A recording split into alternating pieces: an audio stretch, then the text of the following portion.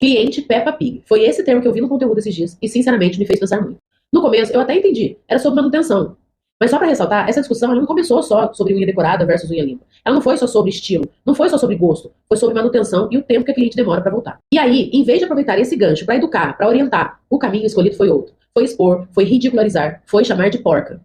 Eu gosto muito do Teodoro e eu respeito o trabalho dele, mas ele sabia exatamente onde ele estava mexendo quando usou esse termo. Ele sabia o tamanho do barril de pólvora que ele estava abrindo, porque o nicho de nail designer ele tem uma força enorme, um engajamento que poucos nichos têm, e ele conhecia muito bem esse jogo.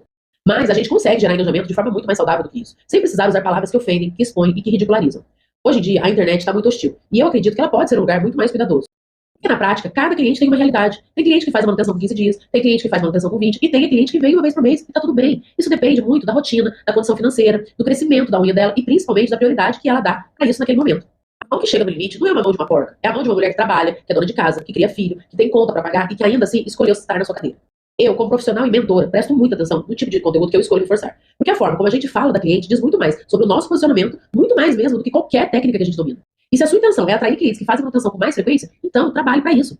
Posicione o seu atendimento, a sua comunicação, o valor do seu serviço, encante, eduque e acolha. A cliente não precisa sair envergonhada, ela precisa sair se sentindo cuidada, orientada e valorizada.